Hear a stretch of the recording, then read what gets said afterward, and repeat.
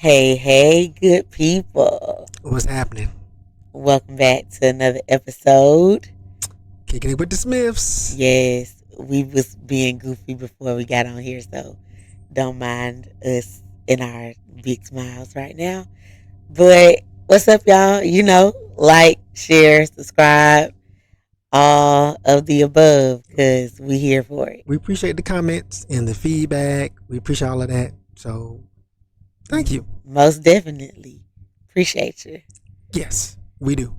So we're going to do a quick birthday weekend recap. Right. Whose birthday was it? It was my birthday. Yes, the birthday girl. It was her birthday this past weekend. Yeah.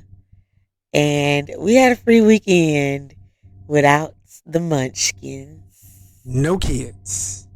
We don't get those very often. No, we don't. So I enjoyed every single minute of it. Yes, it was good times. Yes. Shout out to my homie for keeping the kids. Yes. We appreciate you. Thank you. So, quick weekend recap. We're not going to harp on the recap too long. So, we went painting, one of my favorite things to do. We got cheesecake, one of my other favorite things. Ain't nothing like good cheesecake. Yes. So, we got cheesecake, checked out a new spot. Just add honey. Got some tea. It's good. It's real good. It's good. Real good. The tea is good. The tea is real good. And after we checked out Just Add Honey, we checked out Illuminarium Atlanta. Yeah, we the did. After Dark experience where it was 21 and up. And it was pretty cool. It was something different, out of the, I don't want to say out of the ordinary, but just something that you typically wouldn't do. And it was cool. Got some history lessons about the moon and the stars and constellations. Space. Yes. It was good. It was good. So, and we went to this cool brunch spot on Monday. And we had a good time. Yeah, that's right. I forgot about this brunch spot. We had a good time. We did. You know what? What we're going to do is we're going to show you some photos of the weekend. Cue photo montage. Yes.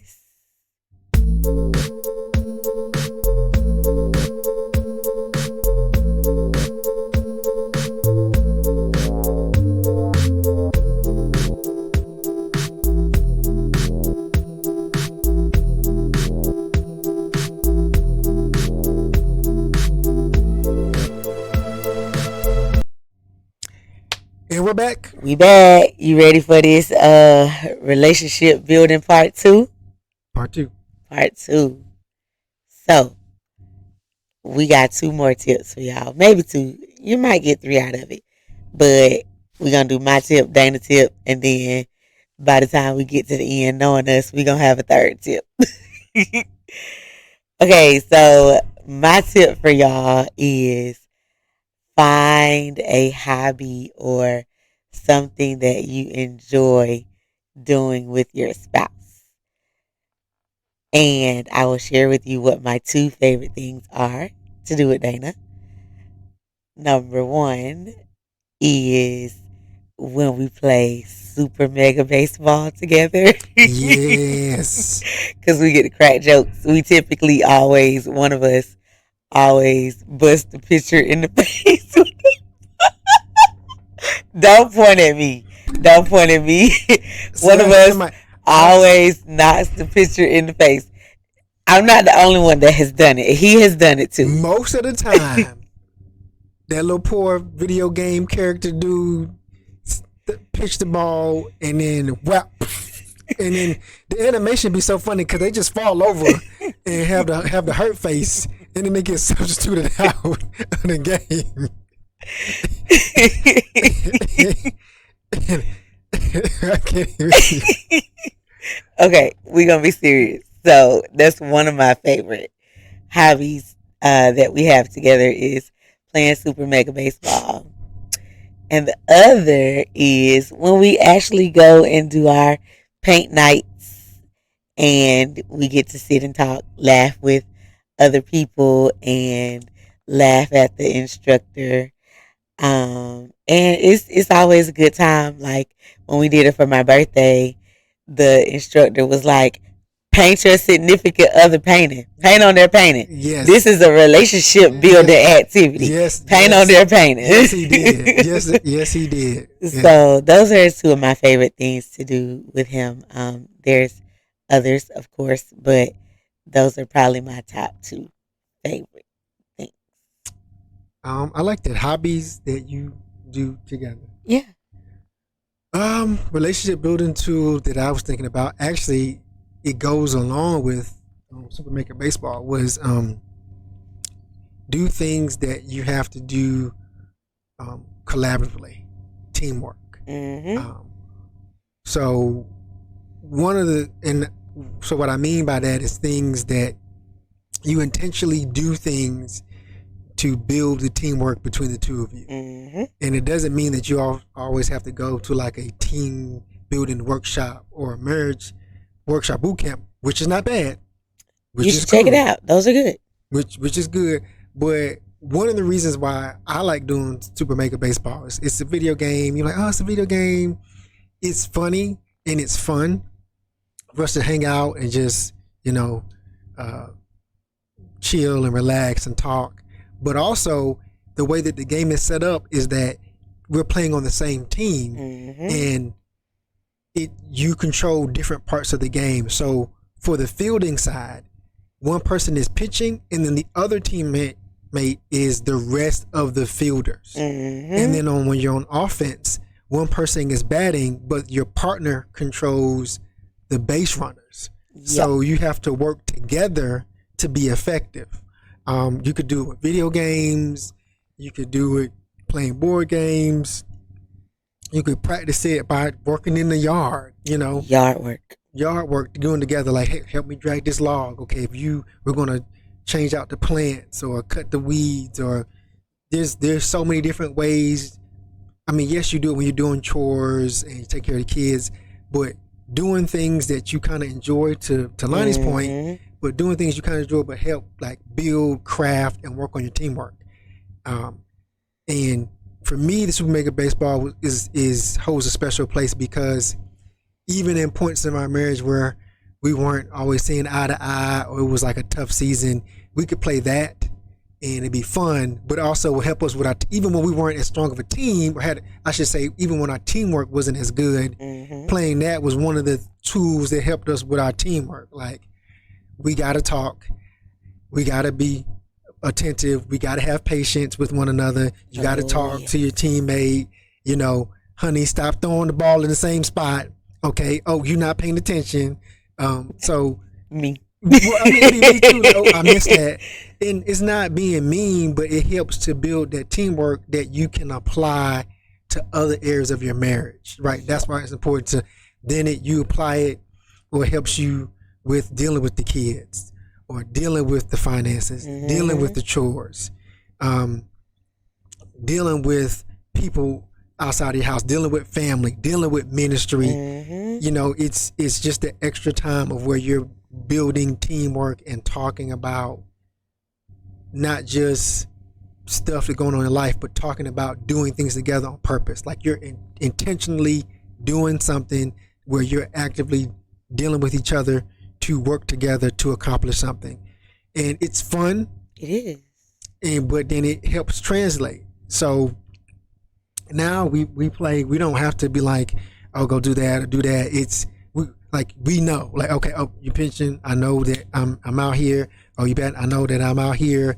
There's things that we don't have to do anymore now, like, oh, run, no, stay still, no, we kind of know. So books, that's a tool for me, is do things cooperatively together, do more activities where you have to collaborate on purpose and work together.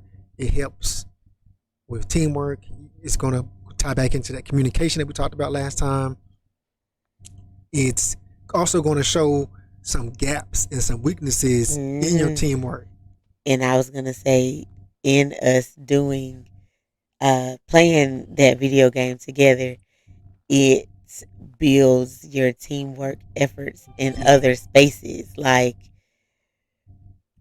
I can use Sundays for instance. Sundays is game day. Like, we know Dana gonna iron all the clothes for everybody for the whole week. He gonna make sure that all the dishes are clean after I get done cooking dinner and whatever else we have to do on Sunday. Like, Sundays work like a well-oiled machine now because That's of true. our teamwork. Like, and it's just it those small things that you typically wouldn't think would change the big picture of your relationship actually do. They work. It's your tidbit of training for the rest of the game. Like, Mm-hmm. Mm-hmm. Mm-hmm. so yeah. Yeah. Definitely helps. And I think too, it was something that you said when you were talking about us playing Super Mega Baseball that triggered me to think about uh First Corinthians, where it talks about love is patient, love is kind. Mm-hmm. Mm-hmm. Mm-hmm. But I can't remember exactly what you said, but it all falls back on, do you really love your spouse? Like, do you love them with the type of love that the Bible says? Like, are you are you patient with your spouse? Are you kind to your spouse? Mm. You know, that whole, like, I can pull up First Corinthians 13 and read it, but it just makes you think, am I walking out love with my spouse the way that the Bible says? No, it relationship building tools for me. One of the things that's big is in thinking about that is that it's a relationship. So it's I won't say just a partnership. I mean it is, but it's not just a one side dominant um, relationship. I don't want to keep using the word relationship. It's not a one side dominant covenant or agreement or walk, right? It's a partnership where both people are contributing, and it's real. Like you said, it's really important. Like, am I loving my spouse the way that the Bible says? And that's going to show up in a lot of different ways. How I talk, how I act. Mm-hmm. Am I patient? We use that game. We play other games together. We told you all that. But patience is big, and I enjoy the the collaborative process of us doing things together because we have a great time together. We do. It's made us better over the years. Like, okay, you need to say this differently, or you need to say that. Because out of us doing it for so long, we've had conversations like, so, how you say that to me is not the way that you probably meant to say that, or Mm-hmm. how that came out isn't really the way that I'm going to receive that and respond the way that you want. I'm not the way that what you just said isn't how it came out the first time, and I'm not going to be responsive to that. Um, that's a big deal, and so yeah, I just think to your point, now where we're at with like Sundays and other days, there's just stuff that's just automatic, like Mm-hmm. that we just know that we're doing or that we're taking care of, and that's really really important in your marriage is being able to rely on, I will come right now, your teammate, Mm-hmm. Mm-hmm. right? Like, I know things are covered. Like, I know Lonnie is covering things, so I don't have to like, oh man, like I can throw a pass and know that she'll be there. Facts. I don't have to look like, like, nope. Facts. And it is the same. Like, it's vice versa. It's ditto. Another thing that came to my mind as you were talking, I saw a social media post. I cannot remember which social media outlet, but I saw a social media post that said something to the effect of we should be the kindest to our spouse. Like, you should be the nicest, the kindest to your spouse. And it says something like, don't give your spouse all the harshness that you typically do, because that's the person that got your back. They love you. They care for you. They, you're intimate with that person. And like, I'm gonna be real, that really like hit me way down in my sanctified soul, because I was like, do I come home and do I lash out at him because I had a bad day? Like, do I treat him different because somebody else ticked me off at work today?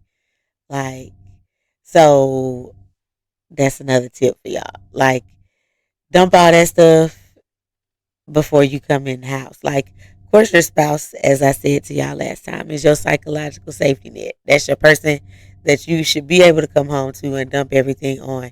But also make sure that at the forefront of your mind is, think about how you gonna say what you about to say to them. Like, don't, you're supposed to do that. Be like, hey babe, I'm sure you had a busy day just like I did. Did you have the opportunity to XYZ? Like, but it's a work, y'all. Like, we are work in progress. Well, it's communication. It's you learn your spouse and what are trigger words and things that would trigger them. Because there's some things that you can say, there's things that Lonnie can say to me in certain ways that aren't going to bother me.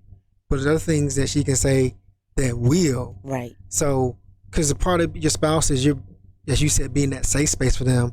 And so, brave space. Brave space.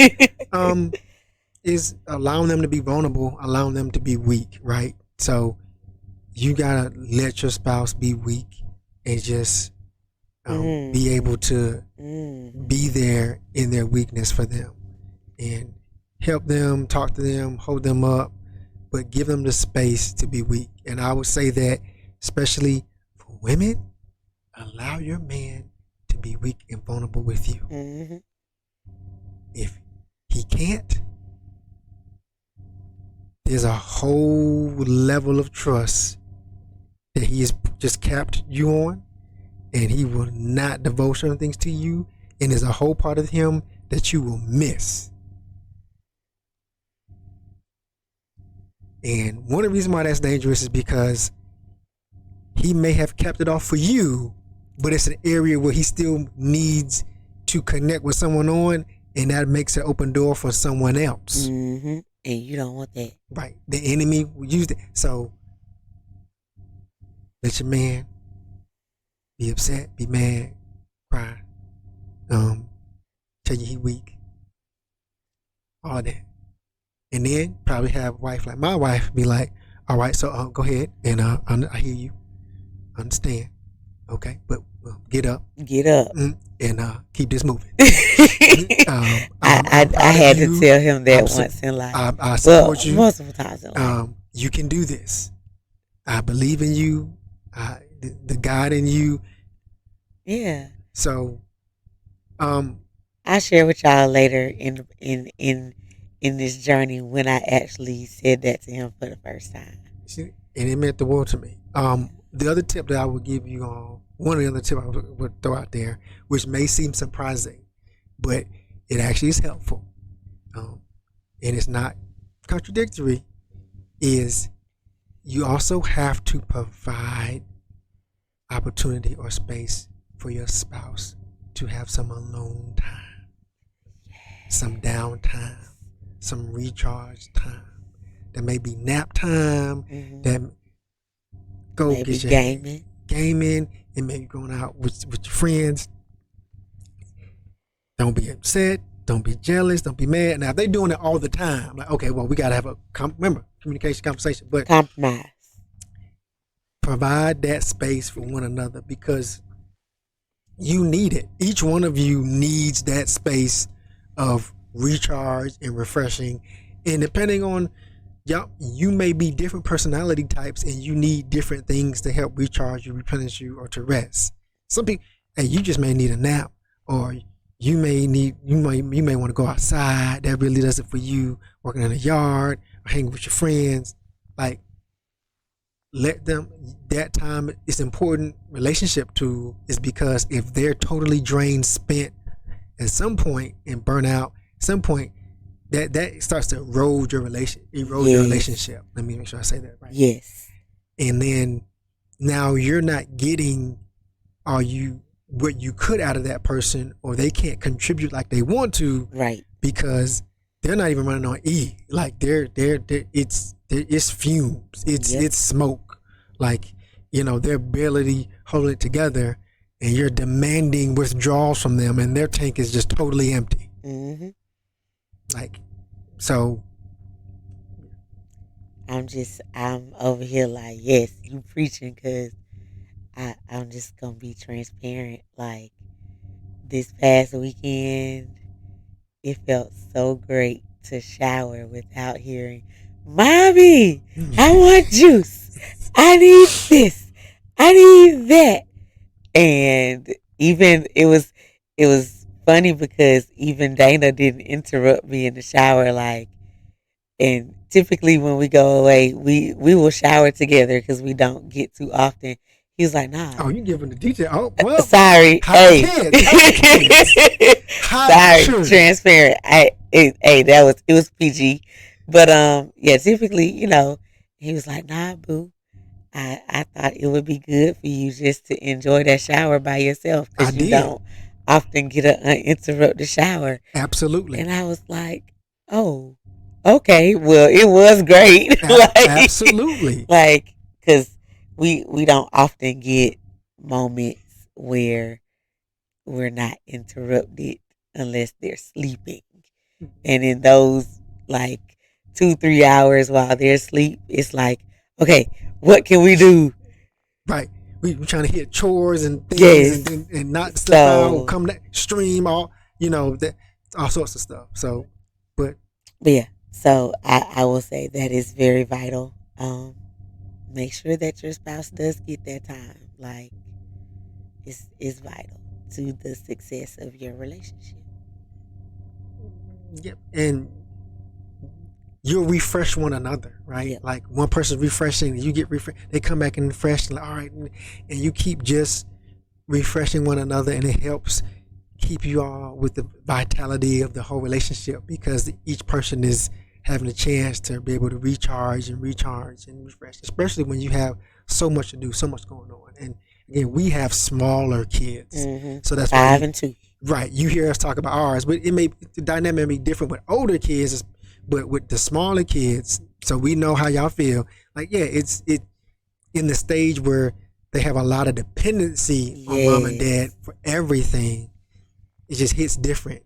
And even if you don't have kids, if you just have someone that is dependent upon you like that, it hits different. Because there's different situations. People have parents or siblings or family members, whoever, that they may have to care for and still be married, and that's a lot. It is to do that, do work, do marriage, do ministry. It's a lot. So look, God bless y'all. I am praying for y'all strength in the Lord, grace to you, strength, get you some peace. I really am standing in there with y'all because it is tough. We understand. Yes, we do. Lord have mercy. So we standing with y'all. Yeah, I took a little turn right there. I felt. I see. Go ahead. Go ahead, preach. No, but I mean, I know we said this is part 2, so this is part 2. I didn't know. Do you have anything else you wanted to? I think this was good. I think that we did we do a quick recap from part 1? No, we didn't do a recap of part 1. We're trying to dive in. I guess we can recap 1 and 2. Yeah, so in part 1 we said, we did spiritual development with your spouse, Right. communication with your spouse, Right. and dating your spouse.